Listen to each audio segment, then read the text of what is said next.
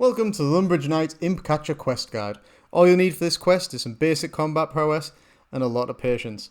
Alternatively, if you don't have the patience, you can buy your way out for 3,814 GP. Look out for my special chicken montage video in the middle of this one. It's definitely worth looking for. Welcome to the Lumbridge Knight. Remember to subscribe and like our videos if you don't want to miss out on any of the hints, tips, tricks and guides that we're going to be bringing you on this channel. So without further ado, let the questing begin. Okay, so looking at the minimap, you can see where I am by my cursor there, and we're heading to the Wizard's Tower. There it is. I'm sticking around in the starter area around Lumbridge because I really feel like I should do this quest at a low level. You can do it in different areas, and I'll discuss those later on, but for now we're going to stick around the start. So here's what the quest entry says. I can speak to the wizard Mizog in the Wizard's Tower, south of Draenor Village. So I'm going to head there now, and I'm going to speed the video up because no one wants to watch me hoofing it all the way over there. Now, I mentioned it earlier, there is another way of doing this quest, and that is you can buy the beads that you need from the Grand Exchange. I'm playing on an Iron Man account, so I can't do that. Now I'm just going to pause the video here because looking at this jailer, he's level 28, I'm currently level 5, I'm like very base level, and there's also a Black Knight over there. They may be aggressive, the jailer definitely is, so you're best saving some run and staying clear of that guy if you're sort of like low level like me, because my character is straight off Tutorial Island at this point. I haven't done any combat training, so I'm bare basic level.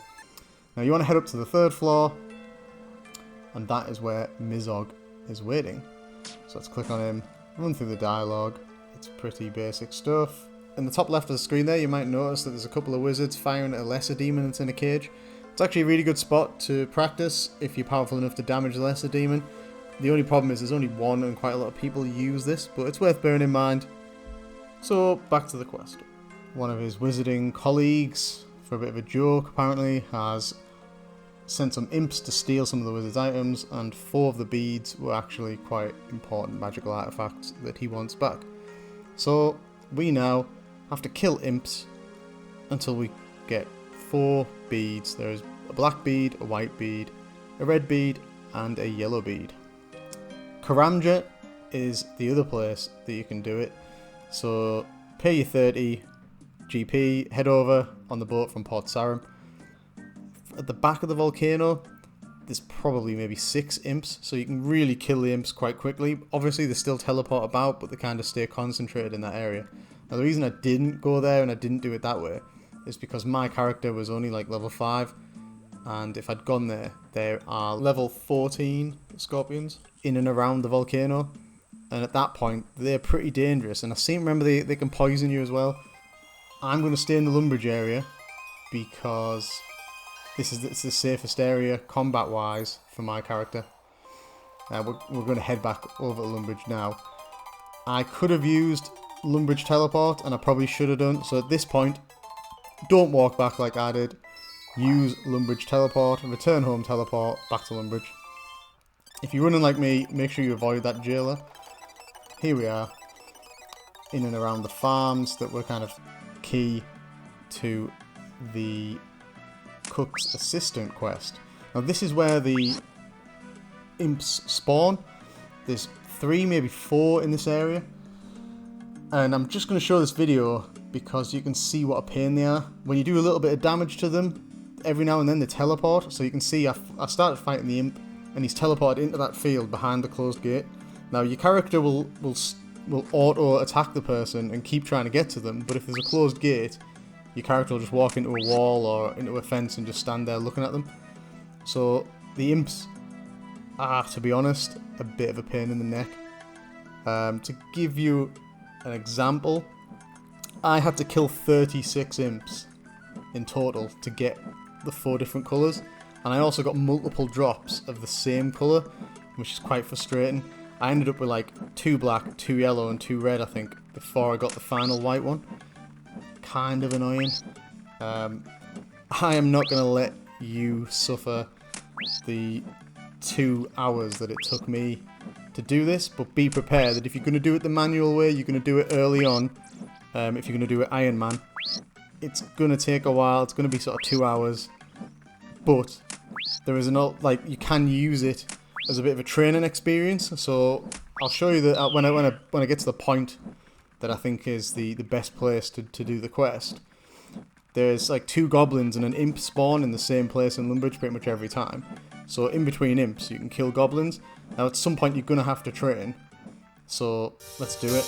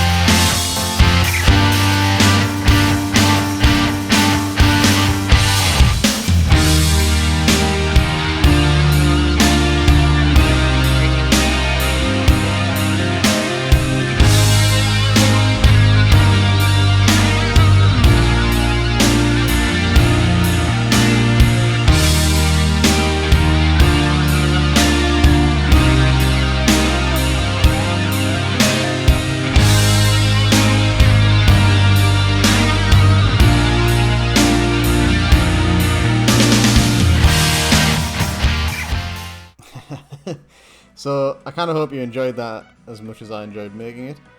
The point is, I'm trying to show you this end-to-end kind of video to show you that you can just do it straight from Tutorial Island. You don't need anything special.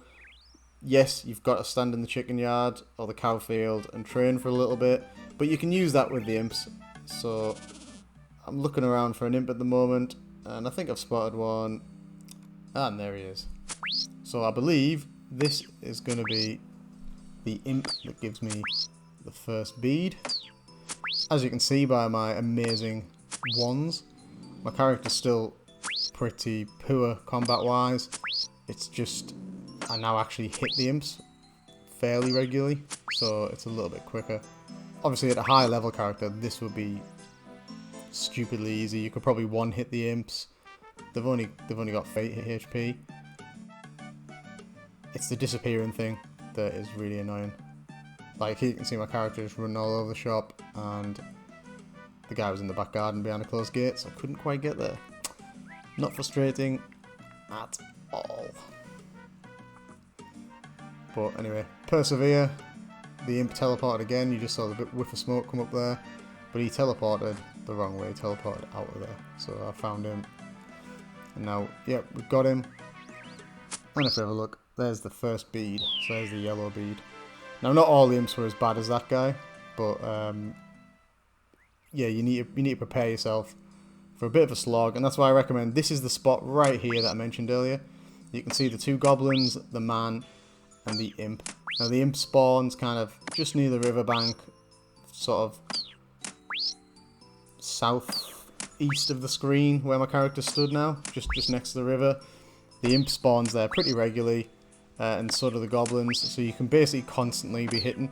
I just use this as a training exercise and just powered through essentially. 36 imps later, 2 hours, and you know, my character had gone from what you start Tutorial Island at level 5 to maybe like level 10 or level 15. Which, as a hardcore account, I'm going to have to do that. Now while this is going on, I'll describe the other way you could do this, which is to go to the Grand Exchange in Varrock, and you can buy all 3 of the beads for 3,814 gold pieces, I believe. Now obviously if you're using an Iron Man account like I am, this is a hardcore Iron Man account, I can't use the exchange at all, so that's no good to me. I need to grind it out. I need to kill the imps basically. If you aren't using an Iron Man account, then it's probably a really good idea to take any multiples you get and sell them, because it's obviously a good source of gold early on in the game when things can be a little bit hard to come by. Unfortunately with an Iron Man account, it's probably just scrap. Now, as you can see previously, I just got the black bead, and I'm just finishing this imp off, and I think this should be the red one. Oh, yep, there we go. There's the final kill shot. Yep, and there's the red bead. So now, here we are, the final one. The end of my full 2-hour journey. So, in summary, the quest starts at the Wizard's Tower, and then you can kill imps anywhere on the map. I mentioned Karamja, but as I say, if you're below level 20, it's probably a bit dangerous to be like going near the scorpions, especially given that they can poison you. Best to train up a bit if you're going to head over there and maybe wait, but the item at the end of the quest is worth getting as early as possible.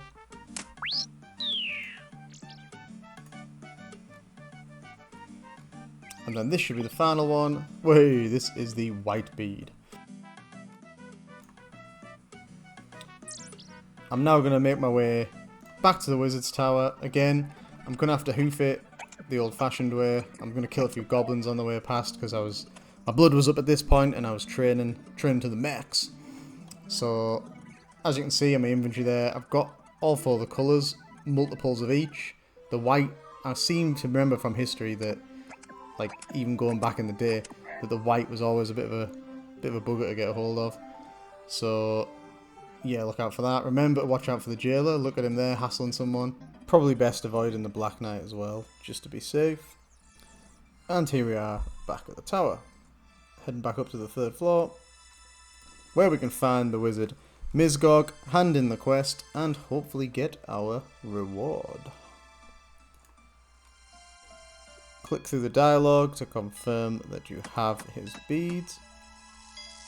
And he's going to take the beads because he's not sure if they're his beads. Puts them in this device, casts a spell to check them. Lo and behold, they are indeed his beads. And there's the quest completed. And as an added bonus, and which is why this quest is worth doing early on and why I risk doing it early, you get an Amulet of Accuracy. Now, it's really worth having the Amulet because it literally gives you +4 attack, all attributes, all types of attack. So it's a early on in the game for a free-to-play item. It's a really powerful item. I remember keeping this Amulet pretty much till the end game of the free-to-play area. Obviously in the members area there's far better items to be had, but early on and for a free item from a quest, it's really good to have. Okay, so that concludes the quest. If this has been at all helpful to you guys, please drop us a like and subscribe for any future quest guides.